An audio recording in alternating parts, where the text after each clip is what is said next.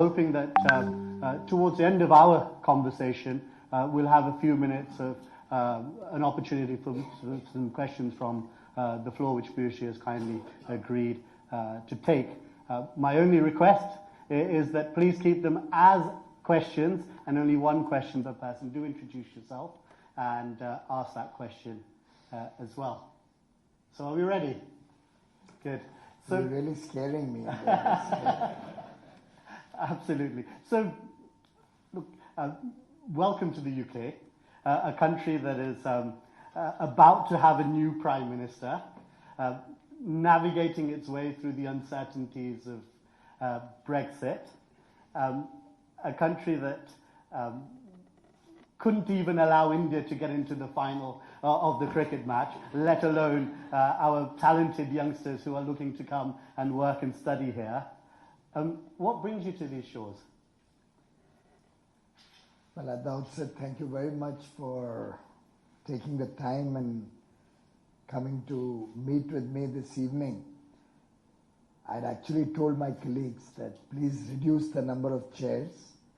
There's no way you're going to get people coming on a Sunday evening with two important matches, Wimbledon and the World Cup final going on. And even as I went into shower and come in for this program, I had half a mind to call up Anuj and say, please make sure you pull down a few more chairs when I saw the Wimbledon score. But I'm really delighted to meet up with all of you. Thank you very much for being here, and thank you, Manoj. Thank you, High Commissioner, and your entire team for giving us this opportunity. I initially was in two minds. Do I really come to UK at this point of time, particularly with the impending change of government? And I finally thought that governments are in continuity. Governments will come and go. You will have a new Prime Minister possibly very soon. But ultimately, relations between two very, very strong democracies like the UK and India have to be nurtured from time to time. And after the new government in its second term under Prime Minister Modi, this would be the second engagement we have had with UK. The Foreign Minister was here only last week. I would be coming here. I think there's always a good messaging also in the importance that India places to the UK-India relationship. Also, there is a very powerful initiative that has been initiated here about the India Day, where fintech and finance companies are going to get together on Tuesday, which I think, as I was advised, is an important event which will showcase India and showcase UK, both sides. And we have a few good things to showcase on our financial services sector, particularly the new gift city that's set up just outside of Gandhinagar. And the Honorable Finance Minister Nirmala ji has come out with a big package of very exciting incentives for financial companies to come and locate themselves in the gift city in Gandhinagar. So I thought it would be good to take this opportunity to do the official engagements.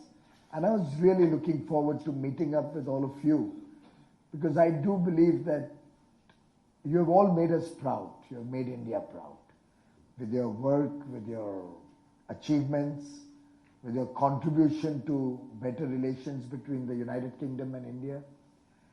And certainly with the way the Indian community has not only, I would say, earned respect in the United Kingdom, but found a place of its own in UK. It's something that all of us, even back home in India, and all Indians around the world are extremely proud. And I must thank all of you for your contributions to both the Indian economy, the United Kingdom, and to the strengthening of the relationship between the two nations.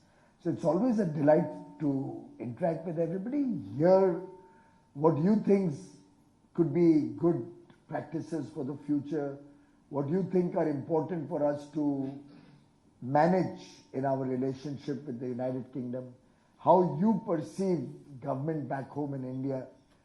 If you have some good ideas, they're always welcome, what we could do better in India.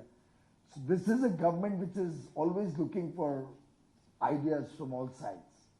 And as Rabindranath Tagore said, let the thoughts and ideas flow in from all four directions. So I think the United Kingdom, the West also giving us good ideas back home in India is a very welcome picture. And I think Ravindra Jadeja would say you're a master of timing. So it's great to have you here.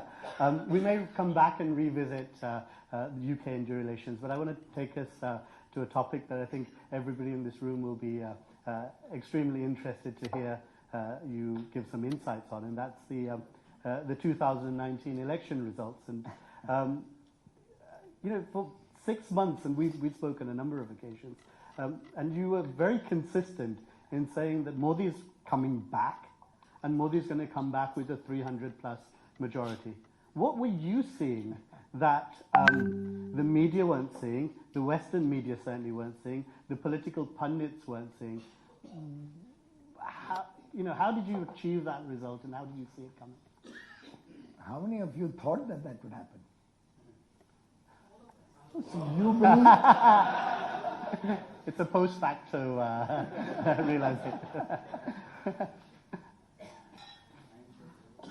I think after years and years, the people of India had seen a government that was entirely focused on that section of society which for, I would say, centuries and generations had been neglected or used as vote banks. So you almost saw the policy of divide and rule going down to the villages. And it's something that I think all of us Indians are very familiar with, but have not done enough on our part for so many years. Prime Minister Modi came from very humble background. He had actually experienced what life at the margins is like, what life in the villages is like, what life deprived of electricity, deprived of cooking gas, clean cooking gas, how difficult it is to study in the remote areas of the country where you don't have very great schooling facilities or college facilities, the difficulties of living in a small home with the whole family around in one room, no toilet in most parts of the country. And having lived that life and experienced all of that, his first term in office was focused on meeting these basic necessities, which had a huge impact on the psyche of the country, of the minds of the common man. I mean, just for a moment, can any of you close your eyes for a moment and imagine what life would have been like if you didn't have a toilet in your home? Just a simple thing like a toilet. What is the dignity of a woman who has to worry that despite the temperature being 36, 38, 40, 42 degrees temperature, since I don't have a place to use as a toilet, I would rather not drink water for the whole day and wait until sunset, or get up early morning and go in a whole group for the morning. I think it was something which was a matter of deep shame and regret for all of us, as much as for the people back home, that for generations we took it for granted. Where was the dignity of our mothers, our sisters, our daughter-in-laws, when all of this was happening right under our nose, but none of us thought of doing anything about it? So in 2014, a good 67 years after independence, India had 34% homes which had a toilet. Millions of children who didn't have access to electricity for generations. Now, how can Manoj, your son or Nat's son or my son, with all the facilities, an air-conditioned room, a private room, domestic help, helping out with cooking, with your laundry, with everything, you have access to internet, you are engaged with the world's best professors, you are digitally connecting with the best of knowledge. How can you expect that child who doesn't even have electricity in his home to compete with our children? And then, of course, we make a big hue and cry, many of us also, about reservations for the marginalized sections of society or for the poor. Very often we hear those noises. Oh, why should there be reservations? What happens to merits? It's an unequal world that we are living in. There was nobody who ever bothered, and there was huge comments.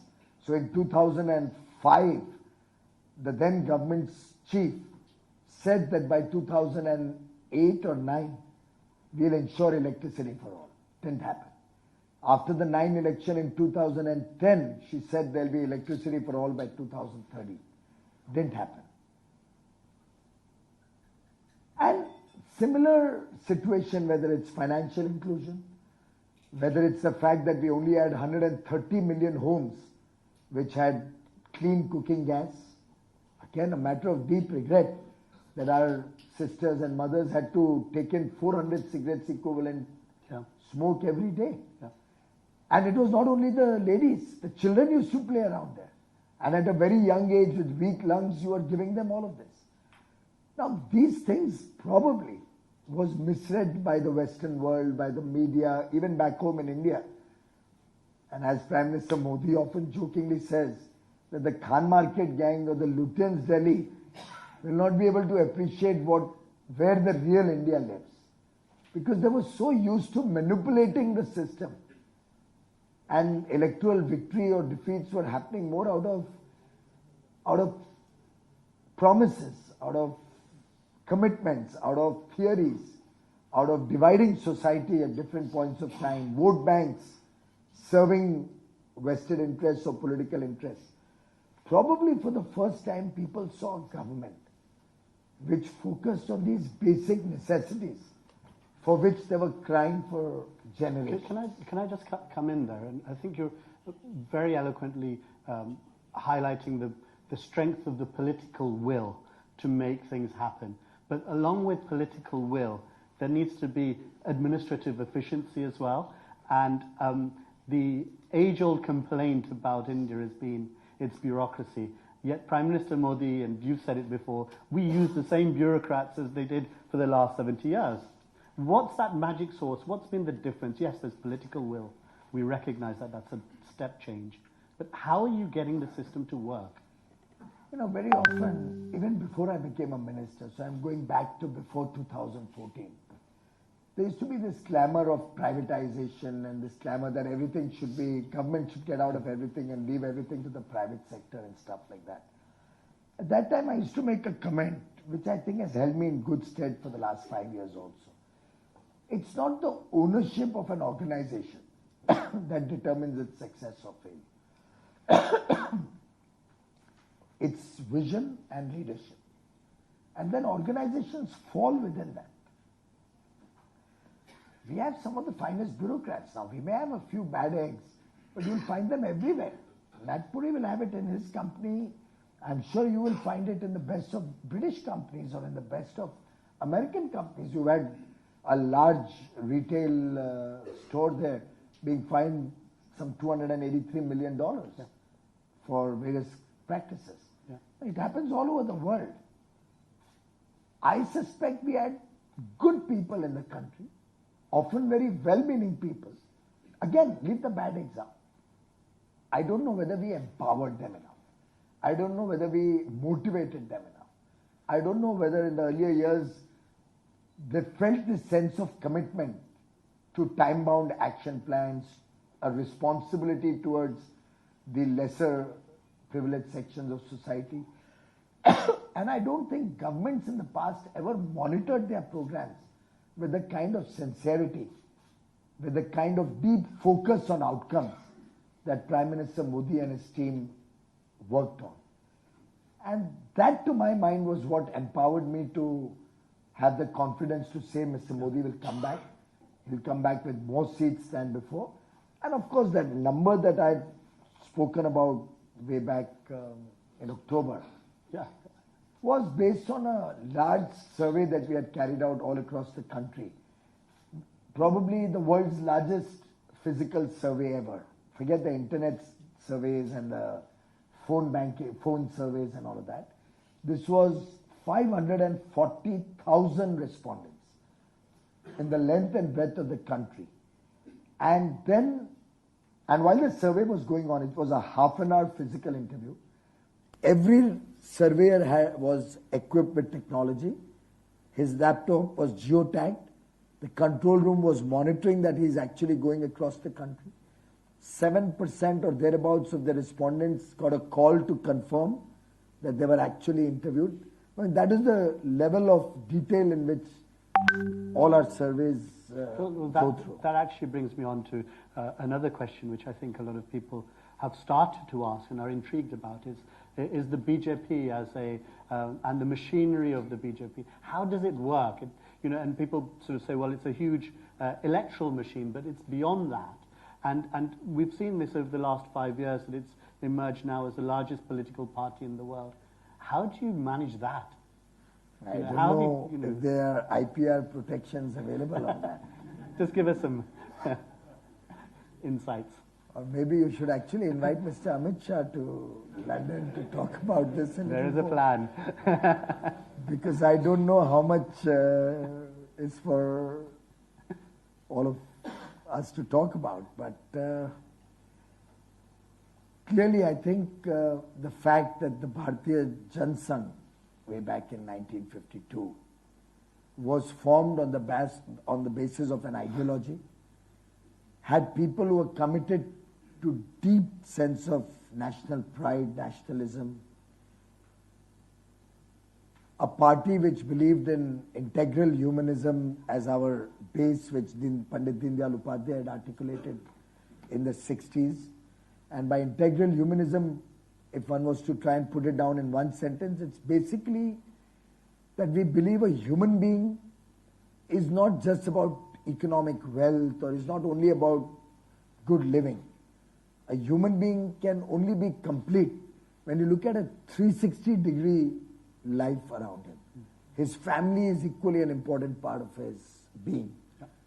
Economic wealth is an important aspect, but it's not the end game alone. Be it entertainment, be it spiritual values, be it value systems in your behavior towards the rest of society, be it your social obligations. When you encompass all of that, and in that compassion also comes in, that you are compassionate towards the less privileged sections of society. That being the ideology on which the Jansangh was founded, and then the Bharatiya Janata Party took over after the collapse of the Janata Party. We were different from the rest of the political parties in the sense that power was not an end game. Power was only a means to actually implement the ideology of the party. And then, of course, we have the RSS as a very strong moral authority on all of us. Very often, politics tends to become either a family function, a group of members of one family hijacking the entire organization, or political parties degenerate over a period of time for lack of a good check and balance on the leadership. So you've seen very good parties who have just gone completely into the dumps. Some are on the way. No.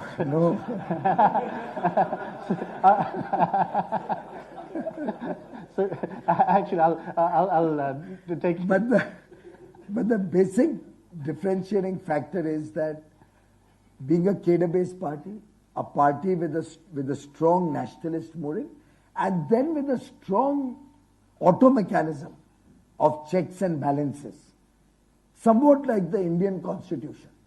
So we have the judiciary playing a great role of check and balance, but Parliament being supreme, yet not so supreme that it can tamper with the basic tenets of the Constitution. It's a beautiful mix. Media has an important role to play.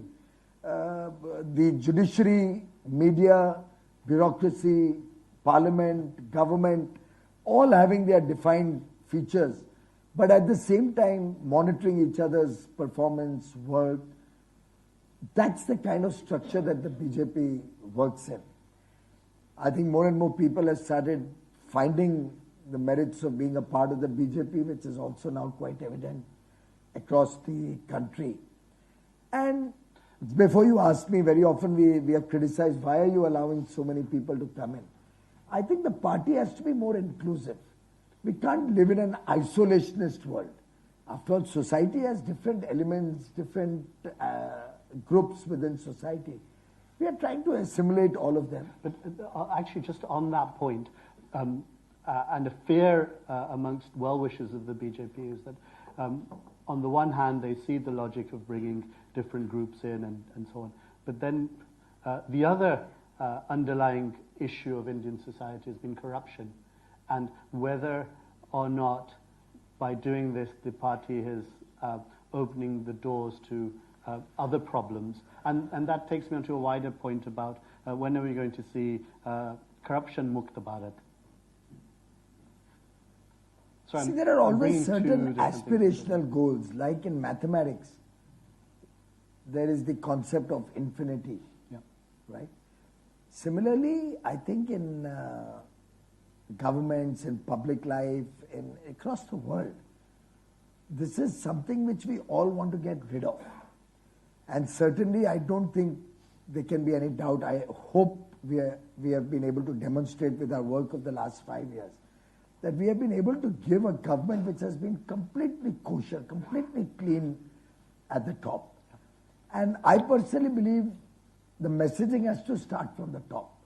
You can't be corrupt at the top and say now that cop on the ground should not take a 100 rupee bribe. I mean, I have a very interesting aside on that. A family member was taking a cab ride. I'm talking of about 2012, 7 years ago. And in the normal course, if the bill was about 80, 90, 70 rupees, she would have given 100 rupees. You know whom I'm referring to.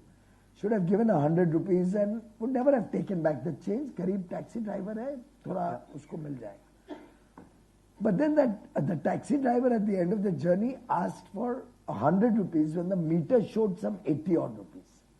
But that is also not acceptable. So she said, why is the meter showing 80? Why are you asking me for 100? So the comment of the taxi driver is really worth noting. And I'll say it in Hindi because it was said to her in Hindi.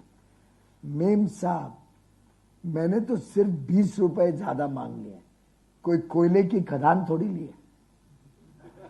Absolutely. And I mean, I didn't even know I'll be a minister, forget being the coal minister for 5 years after that, 2014. But it happened in my family.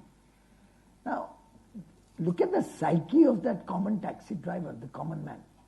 That if you are hearing every day of billions of dollars being looted in the country, it's after all the common man's money, it's the country's natural resource, and it's our wealth, and wealth belongs to the people of India.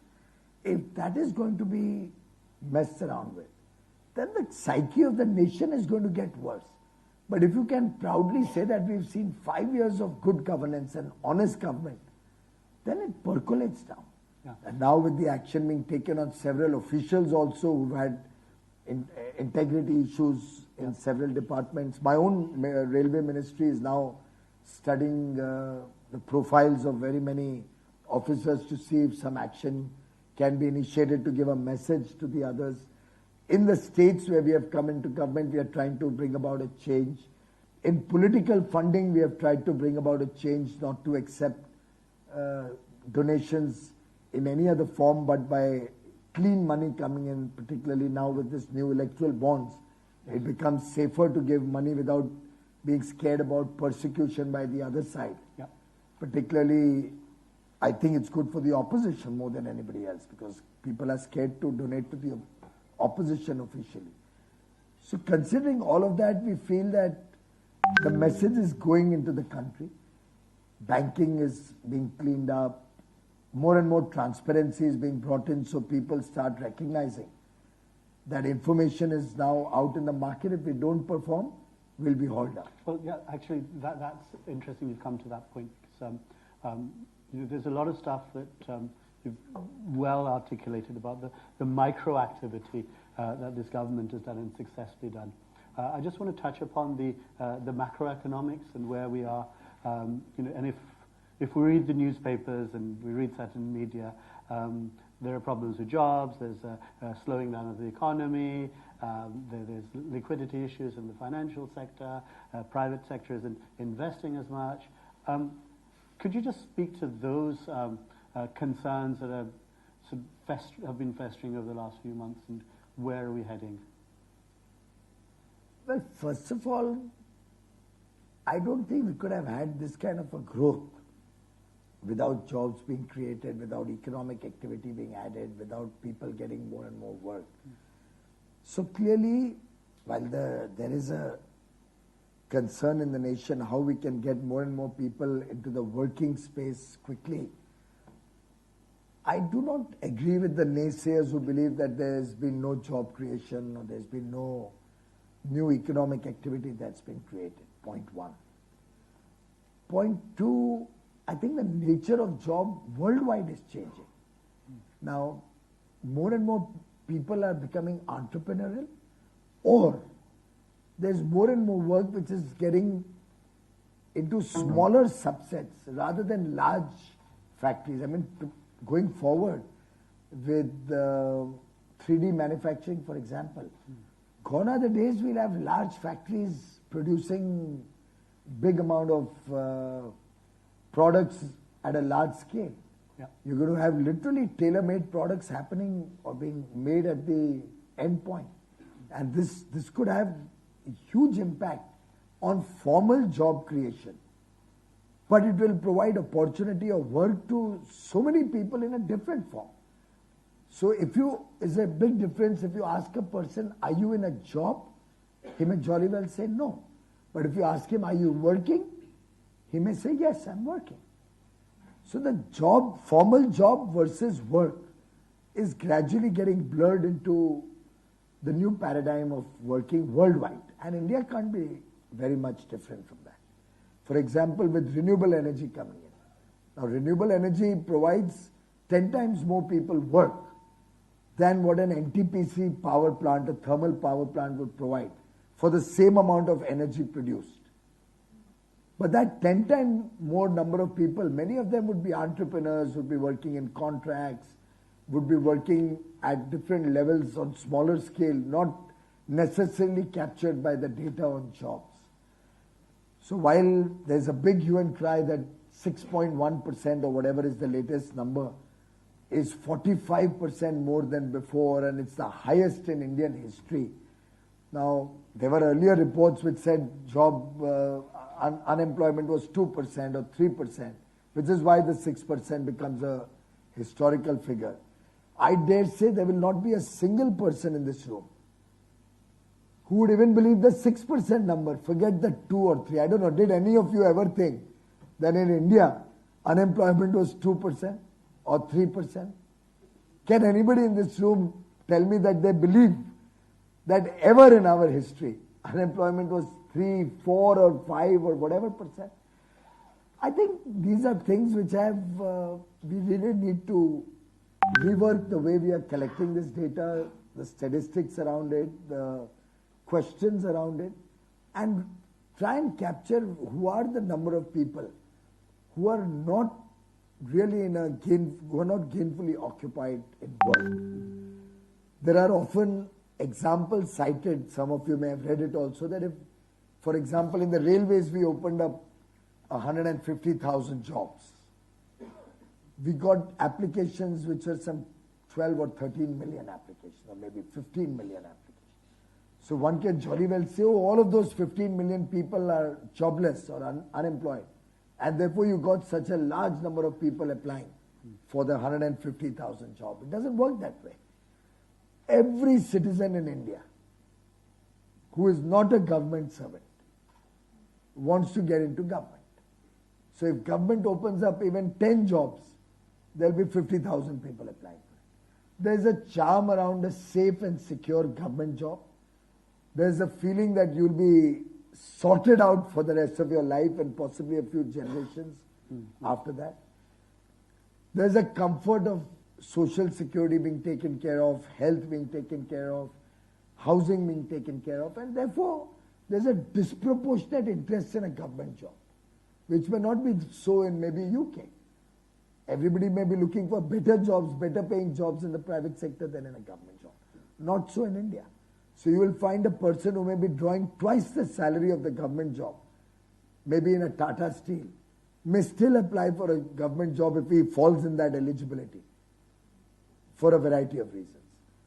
But that's what we want to change. So if we can ensure, as we are trying to do, that everybody has a house of his own, has a good shelter, he gets the basic necessities of life taken care of, his health care is sorted out, and improved health care, we are trying to focus on quality. Better education is sorted out.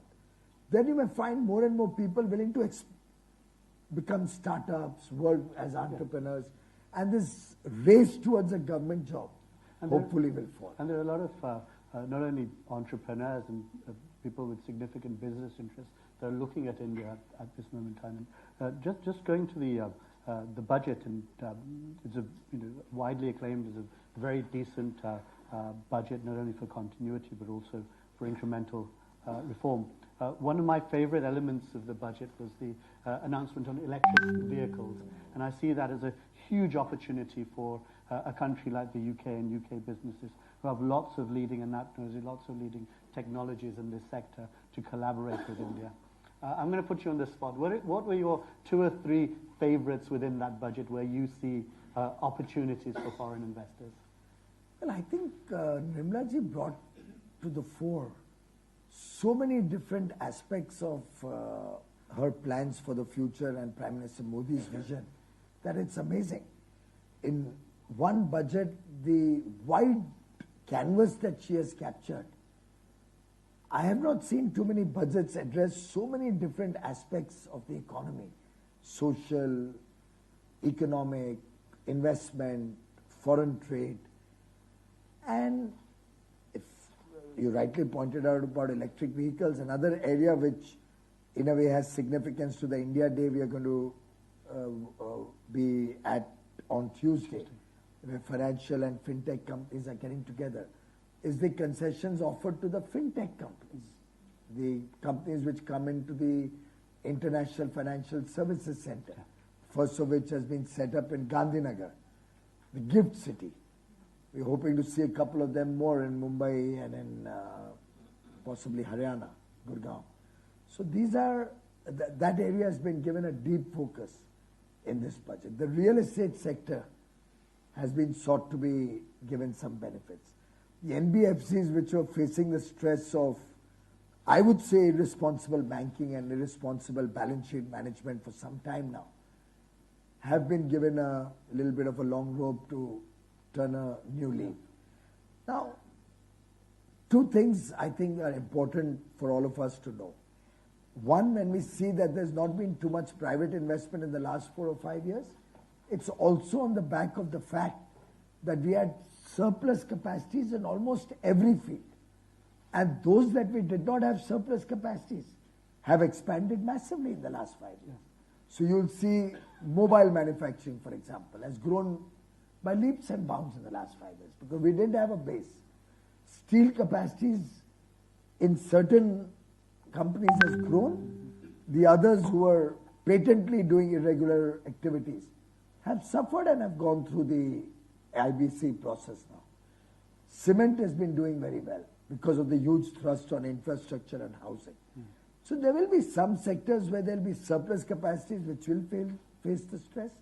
There will be other sectors where there is scope, where there has been investment. But I think the last 5 years we've seen capacities getting kind of filled up. And now is the time when newer capacities, because even now when we start investing, there'll be a lag between outcome or production and investment. So I think sensible businessmen will start seeing this as the right time to start looking at investments coming in. We've identified a few sunrise sectors also in which we're going to focus. But the fact that Ms. Sitharaman could actually project, looking forward, a $5 trillion economy with confidence and lay out a roadmap of how we are going to achieve it is truly remarkable, while maintaining fiscal prudence. She has not let the fisc go out of control. That's the key, and that's what is, I think, struck a lot of foreign analysts as well, that you've been able to maintain that fiscal prudence whilst continue with a strong social reform agenda. I'm just going to ask for a quick and a very important break. What's the score in the cricket and the tennis? I know the minister will be extremely interested in what happened in Wimbledon final. Wimbledon final. Djokovic won? Djokovic won, yes.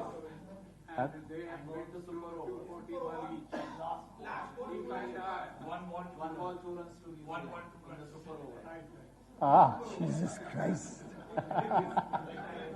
Unbelievable. Okay. All right. I've got a few more questions. Do cheer if England win. But I've got a few more questions before I open it up to the public. One, I wanted to bring you to your new ministry, which is the Commerce and Industry Ministry, where you're going to be, you're running trade policy. You've got a tricky wicket with Trump. England have won.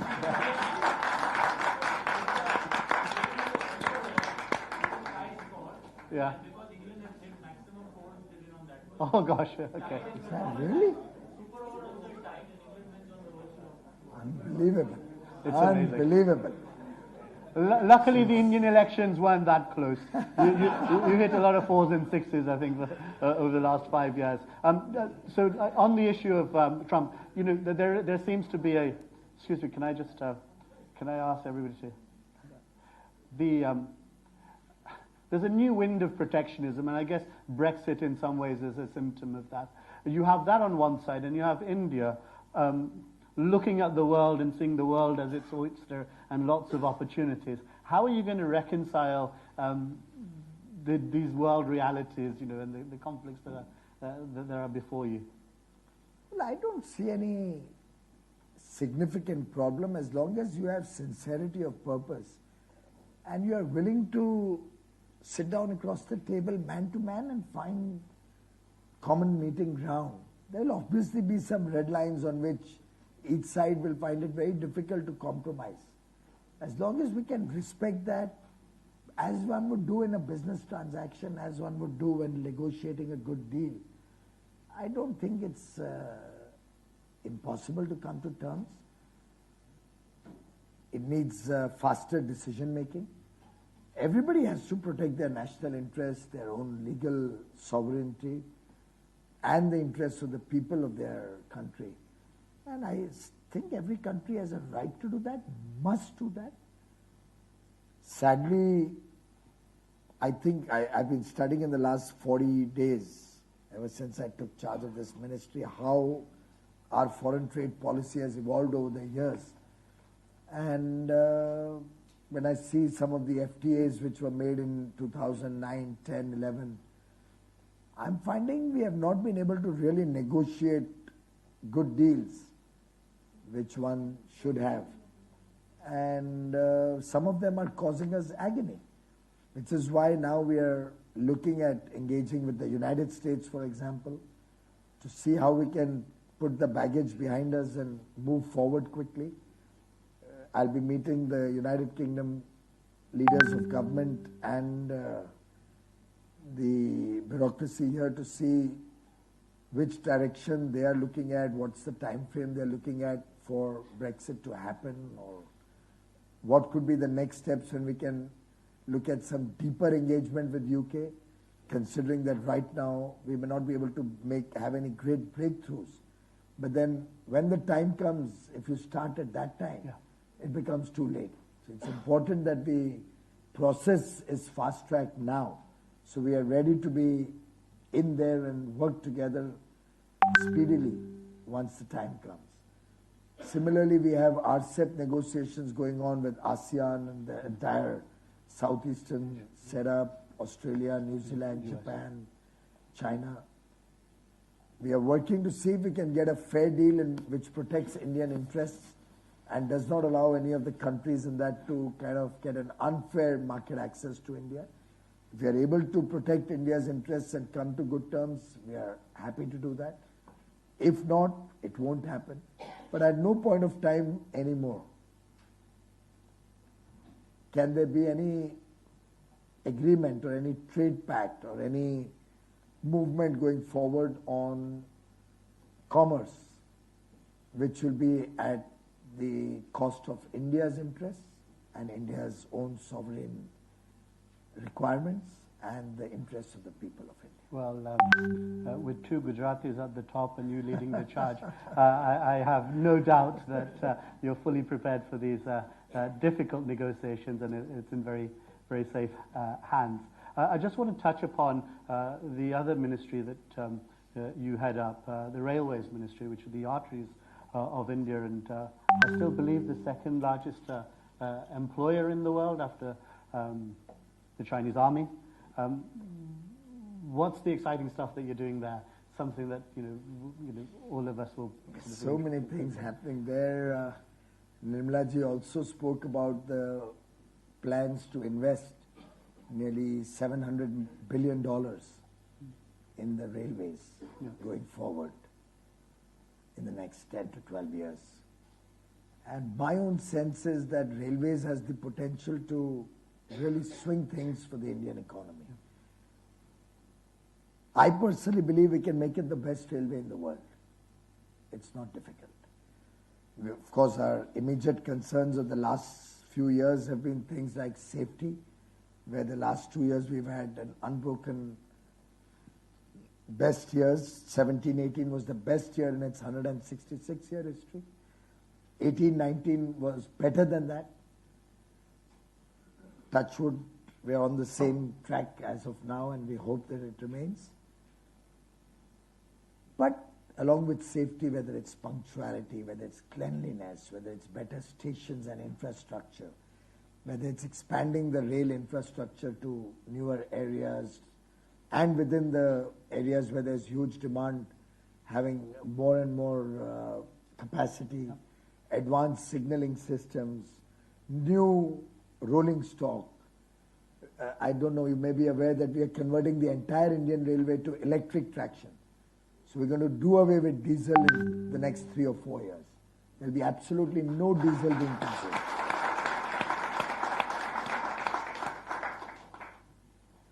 Similarly, we had no Wi-Fi until 5 years ago on any railway station.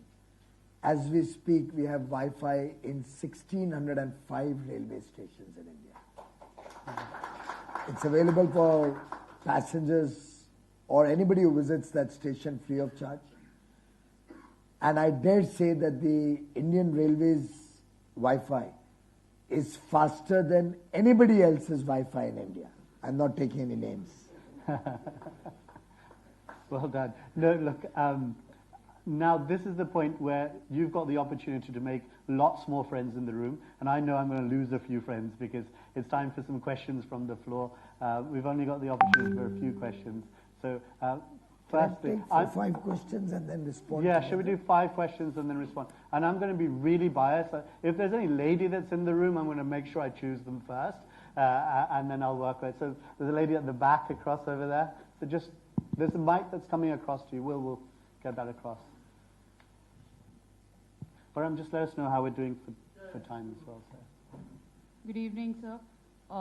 My name is Vaishali Nagpal, and first of all, congratulations for all the work done for railways. I've myself witnessed it across last 5 years, and it has been remarkable.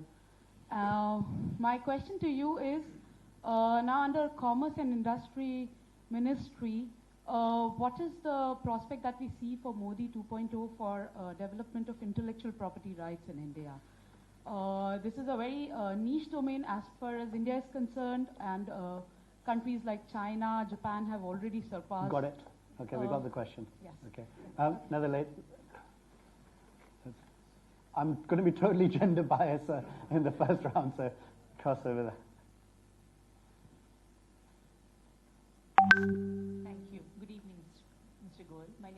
also in Lahiri. Just a very quick thing that I wanted to share with you. I had no doubt that this government would come back to power because last year, summer last year, when I was in Mumbai in Wellington Club, I was getting my nails done, and the lady said to me that she'd lost her father very recently. And I said, I was very sorry to know that. And she said, my father had done this Pradhan Mantri Bima Yojana. None of us, believed it when he did it. But after he very sadly passed away abruptly, her mother, had this money deposited into her bank account. And she said, Madam, मेरे जिंदगी में मैंने कभी ऐसा सोचा नहीं था. In terms of, I felt proud as an Indian. I want to personally share that with you. My question to you is this, I've heard about the social stock exchange, in the announcement in the budget. Where can I get to know a little more about it? I'm ex-London Stock Exchange, and I'm now raising a social impact venture fund. And, that's my way of giving back to my country. Good. Please, questions only, but that's a great question. Across over there, yes. Yeah.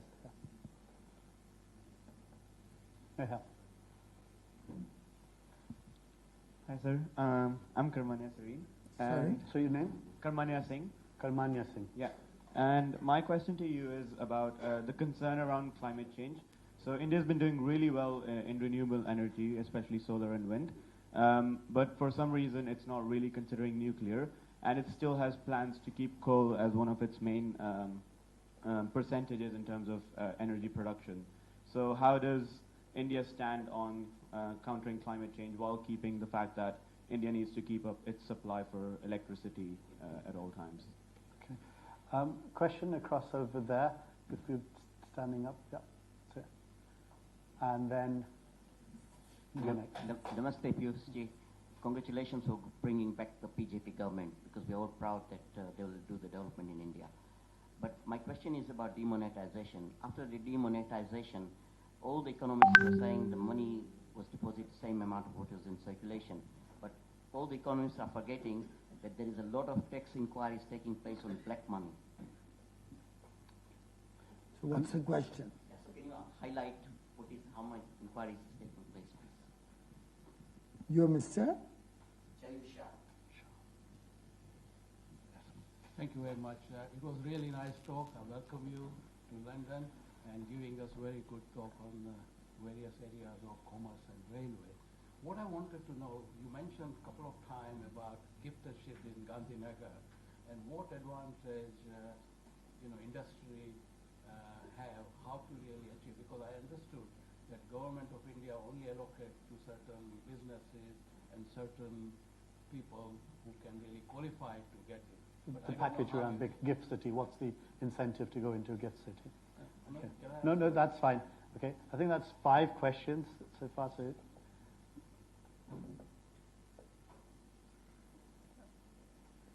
Vaishali, I think on IPR, there are 2 aspects to it which we are trying to focus on. A, we're trying to speed up the entire process and clean up the mess that we had in the patent office. We had some 7-year-old backlogs and whatnot when we first started out in 2014. I've just reviewed it 3 days back because I didn't even know it comes under me until recently.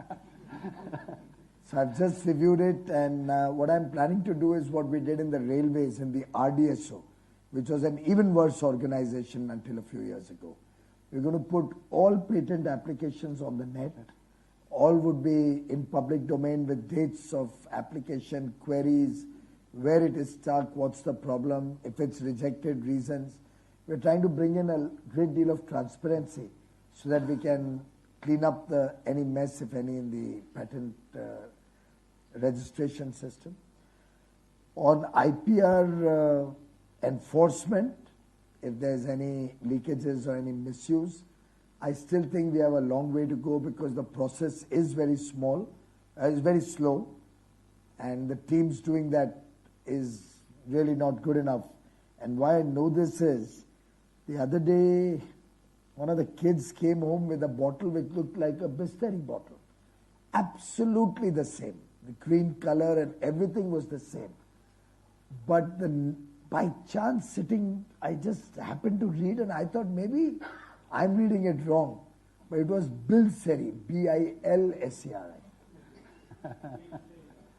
And I kept reading and I said, this maybe, then I thought could be a printing error on that. I said, can't be possible. Bisleri is an old company. And then when I asked my office, they said, yes, there is a case going on against that company. I would have thought that case should be sorted out in 3 days. Yeah. So it's still work in process. I'm really new to my job. So I'll need some more time, but I'm conscious that we'll have to strengthen the entire framework around IPR to give confidence to international investors and best of technologies to come to India and really invest over there. Having said that, we've also got a lot of examples of misuse of IPR protection. So pharmaceutical industry is one, where we've seen just a few changes being done to continuing to keep drugs out of the generics. So it'll have to be both sides will have to work towards making it a more honest and a more real system. In terms of income tax benefits to promote companies to come to India and work towards creating new IPRs, I think we do have some fiscal benefits like lower taxation for any products or patents registered in India. For the international worldwide income, we keep a very benign or very low tax on all incomes that come out of patents which are registered in India. But if you have some good ideas on which we can work, we are open to it. I can take my mail ID from my colleague here, Anuj Gupta. Anuj, can you stand up once because I'm going to use your name more than once. Or you can give it to the High Commission here. We have an economic council. Manish Singh. There. It's right there. Minister Economic. So after we go away, you can even be in touch with him at any point of time. He interacts with the Commerce Ministry directly. But I would, in fact, that's exactly what I'm going to answer to Ms. Dahiri also. Thank you very much for your offer. Really deeply appreciate it. Frankly, I don't think we would have worked out the nitty-gritties as yet. It must still be at a very conceptual stage. So if you have any learnings out of any of your past experience on this subject, please do share it with Anuj, with the Minister Economic, and give us your thoughts in writing so we can actually understand who's spearheading it in India. And now you've given me food for thought. I'd even forgotten about that announcement. But Anuj, find out who's handling. DEA must be handling it or SEBI must be handling it. Either SEBI or DEA. Or maybe NSC, BSC may have been given the task. Find out and take her number or email ID. Exchange information. Monish, you follow it through with her. And if necessary, then invite her to India to help us navigate that subject. But good point. Thank you very much. Really appreciate your Governance in action.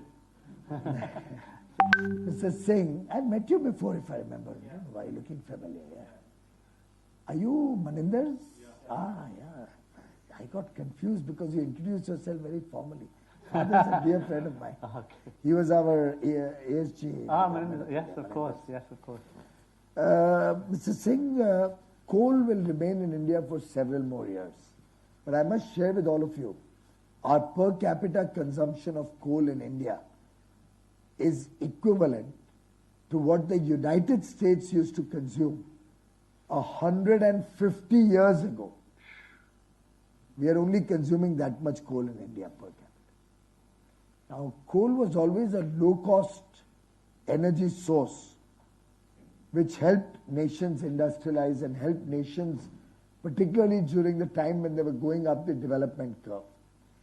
Having said that, the good news is that renewable energy today in India, solar, wind, thanks to very honest procurement, transparent bidding, and scale, the prices have come down to even below what it costs to do thermal energy. But all of these are intermittent sources of power. None of them gives you 24/7 power. So you need a base load, as any engineer in the room will confirm.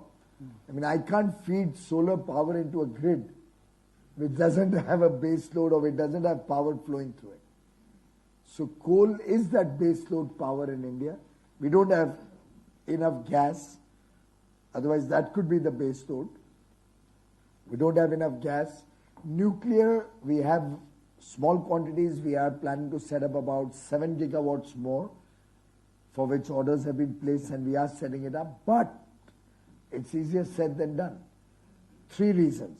1, nobody is willing to commit a price at which nuclear power will be available. 2, the suppliers of nuclear equipment are looking for so many assurances and so many limited liability promises that it scares the hell out of you, because if they are so worried about their equipment failing, then imagine the people where that plant is going to come up. Yes. Now you don't want a repeat of a Chernobyl or a Fukushima or something, right? You're looking for safety and security, and Indian density of population being what it is, I can't even venture to imagine. So we want the best of equipment, we want safety and security of our citizens, it's primary. So nuclear for the sake of nuclear doesn't make sense. So first was the cost. To date, nobody is willing to commit a cost. And we can't have very expensive nuclear energy just because the world is suffering climate change. And this suffering is because of the Western world, it's because of Europe, it's because of America, it's because of Australia, because of Japan, not because of India. Our contribution, despite having 1/6 of the world population, to the greenhouse gases up there is barely 2%. 1/6 of the population has contributed barely 2% of this problem. But when it comes to sorting out the problem, the Western world wants equal responsibility to everybody. The Western world made commitments in Paris where we went out of the way to come to terms with the agreement. They failed in all their commitments. Whether funding, whether technology, whether setting their own house in order. Now, I was seeing in my room, I don't know whether these are also CFLs, I can't make out. But in my room where I'm staying, the bulbs were CFL bulbs. Now, that is the consciousness that the Western world has. It's a matter of deep concern for all of us. India is doing more in its fight against climate change, despite the fact we are not responsible for this problem. But because we believe in it intrinsically, and not from today, from generations, probably from mythological times. We even pray to the plants, to the rivers, to the mountains, to the glaciers. We really respect nature. But the Western world, I mean, I don't see any reason why the pizza should be so big. It's a hell of a lot of climate change in there. Right from the time the oven is going to make that dough or whatever, all the processes, and all that waste, and all the disposal of that waste. When you walk outside White House, and you'll see all the street lights on at 11 in the morning. But when you go to look at London at night tonight, okay, go to one of the buildings, balconies, or drive around London. You'll see office buildings of course, London doesn't have so many tall buildings, but go to New York, Sydney, Tokyo, or anywhere. You'll have office buildings with not a soul in them. Brightly lit up as if there was no tomorrow. I don't know what happens to their concern for climate change at that point of time.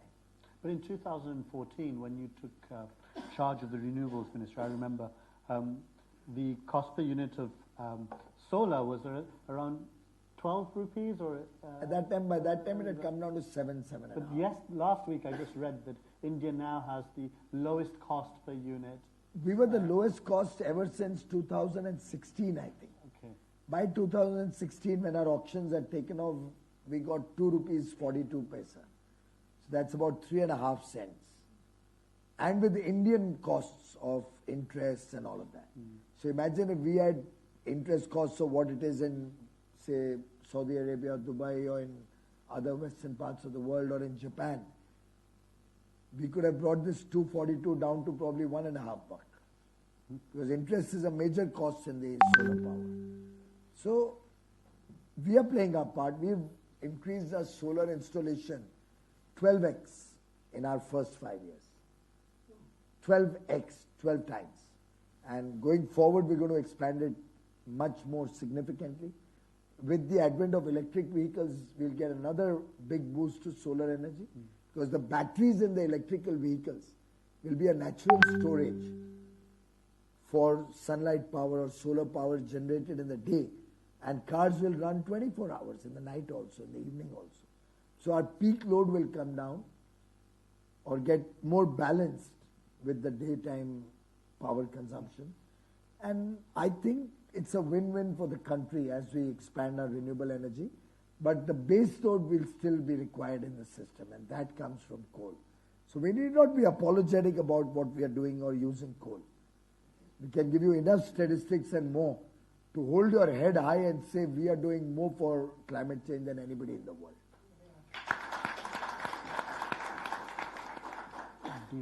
Mr. Shah, about demonetization, if you ask me personally, that anonymous money today has an identity, has an address, which you rightly pointed out, taxmen are asking questions and what not have you. But we are also not going overboard on asking too many questions. We are asking only of a few people where we can patently see some misuse. The larger interest is that we actually got all that money into the system. And the naysayers will keep criticizing it, but believe me, I think for the first time, the poor man in the village, the common man, felt that there is a government which is willing to take black money head on. There's a government which is willing to fight against corrupt money head on.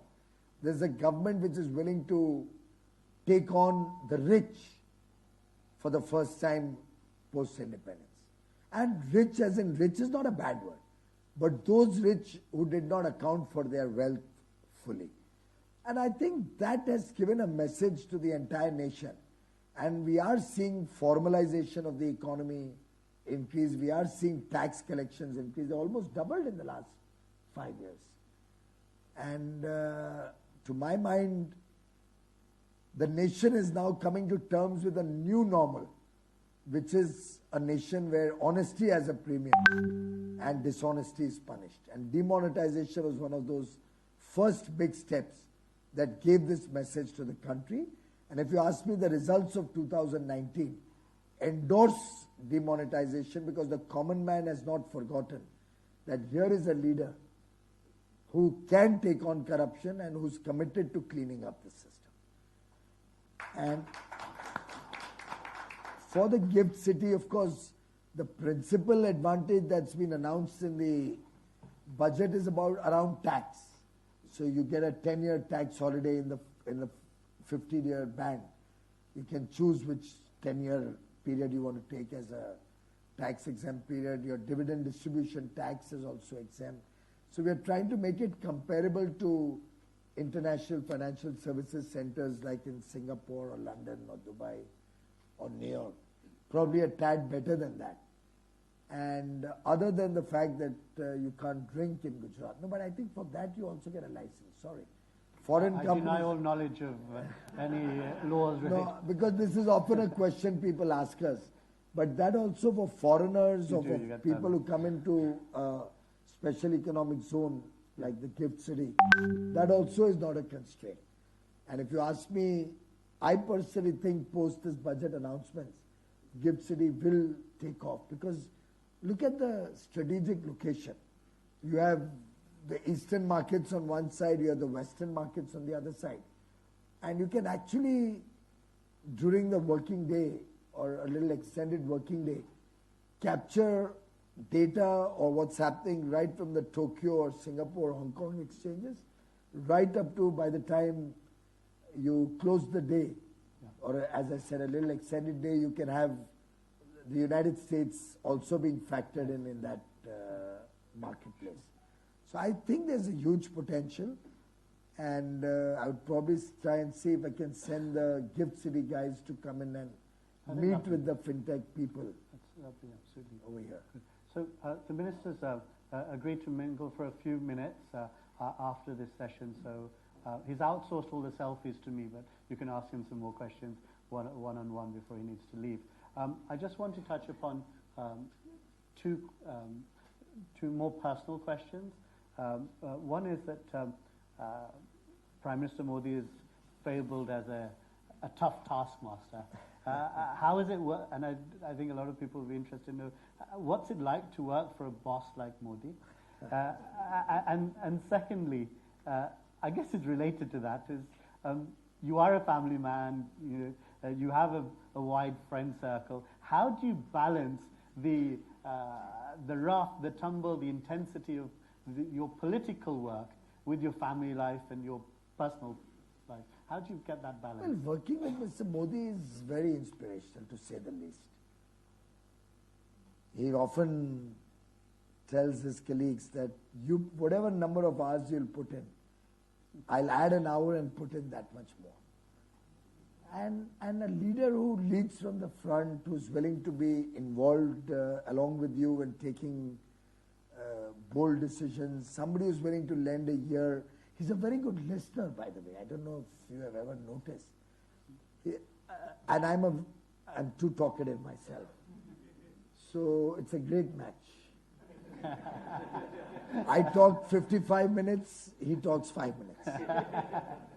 But the only difference is that I talk 55 minutes. In 5 minutes, he takes the juice out of that 55 minutes and is able to give me a direction to what I need to do for the next 55 days. Yeah. But man of few words, very incisive in his understanding, thinks very deeply. So his questions will pick out the few things that are most relevant to the otherwise all the other condiments that you have put into your conversation. Actually, and I hope I'm not just sounding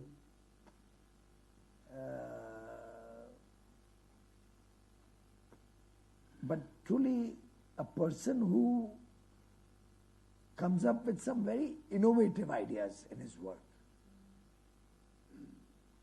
For example, when I just became railway minister, he said, we're all the time creating new facilities in the country for any and everything. We should try and see that the available facilities, how we can use them to their maximum health. So you have 6,500 stations all over the country. See what you can do with those stations. Many of them are not used throughout the day. You have 1 or 2, 3 trains coming. Think what you can do in those stations. Now, I suspect none of us in this room would have ever looked at a railway station. We have malls and whatnot in some of your stations. Yeah, but few stations.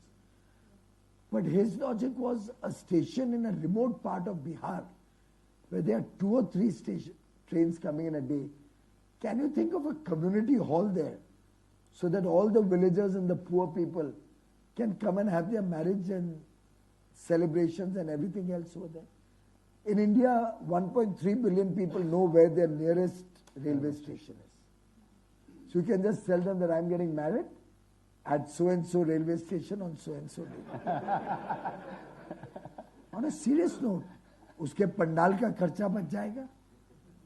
No generator required, no lighting required. Vaibhav is listening to that. Vaibhav, you're listening to that. Yeah? It's a small thought, but think about the mind of the man.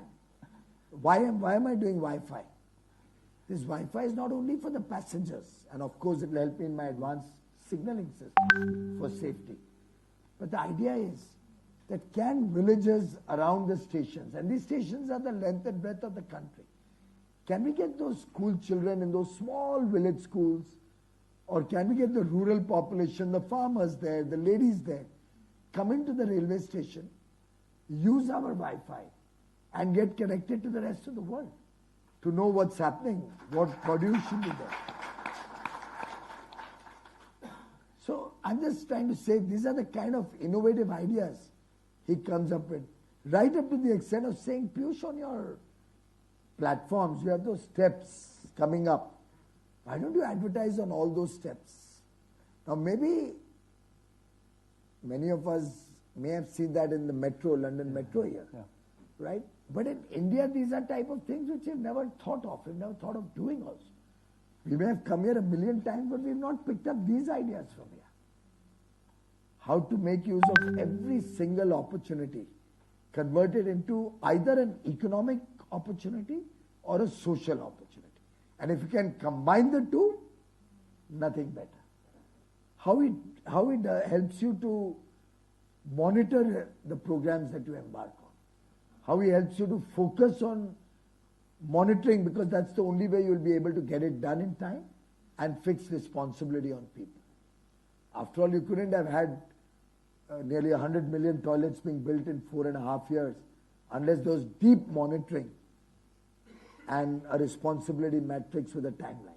You couldn't have made India a country where every willing consumer has a power connection today, an electric connection in his home, without monitoring the project very deeply. All those mobile apps that we have, I mean, I myself must have taken out at least 30, 40 or 50 apps. All railway information is now available on a Rail Drishti app. Power Ministry, we had some 8 or 10 or 12 apps that came out. Coal Ministry had 7, 8 apps. Mines, we had a number of apps that came out. So I think wherever I've gone, we've tried to bring transparency. And why did we do that? It was very early on when I just become a minister, and that was when we started the LED program. One day we were we were discussing the coal block auction. And when I got up to leave, he asked me, Piyush, how many LED bulbs has your company sold? I said, the government company. I was taken aback. I was not prepared for that question. I said, I'll check and I'll get back to you. He said, sit down. This is not the way projects will be successful. You will have to monitor them. And in Hindi he told me, आपको निगरानी रखनी पड़ेगी क्या काम हो रहा है. और निगरानी रखोगे, तभी लोग को जवाबदेही बना पाओगे. You'll be able to make them responsible for their work only when you monitor important elements. And then I don't have to monitor every day. In 7 days we had an app ready. It's still running today. You can look it up after the end. Ujala, Ujala. Of course, now that government company doesn't have to do too much, because now the private sector has taken over. We did our job. We brought prices down by 87%. We proliferated it to the length and breadth of the country. Now it's the norm. There's no incandescent bulbs in India. There are no CFL bulbs. You won't get them in a store. We didn't have to ban them. In fact, what we did is first remove the subsidy out of it. Made it a market-driven project. And we are probably the world's first country to have this. 1.5 billion LED bulbs have been sold in 4 years so far. 4.25 years, 15 months. Now, all of this is possible. And just that question triggered that thing in us, or at least in me. And now that's become a norm across government, where more and more transparency, real-time monitoring. Now, even if I don't see, the world thinks and all the officers think I may be seeing it. And I did a few calls sometimes at 2 in the night, 3 in the night. There's been no movement in this figure the whole day. Uske baad, then the officials took over. You were asking me about the bureaucracy. Once they know you are being monitored, once they know you will be held accountable, responsible for performance, and once they know that there's a leadership that is serious about implementing their programs, they will deliver. I have no doubt in my mind. Just like in the corporate world. And as far as my family life is concerned, I'm really blessed to have a wife and 2 kids who are really cooperative. So I really don't have to worry.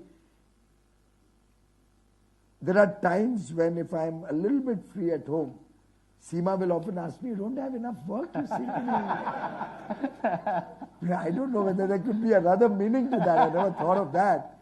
But she, I think, genuinely believes it's a godsend opportunity to serve, to do some good for our brothers and sisters. And we shouldn't lose a single moment in that. Please, friends, please give a big round of applause to them.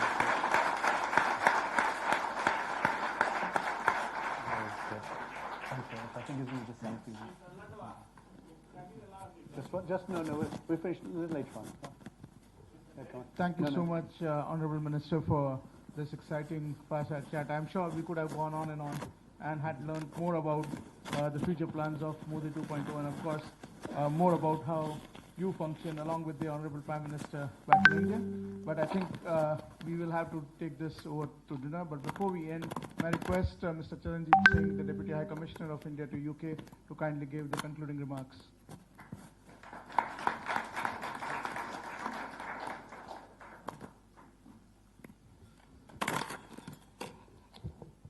Honorable Minister for Commerce, Industry and Railways, High Commissioner, Baroness Prasher, distinguished ladies and gentlemen,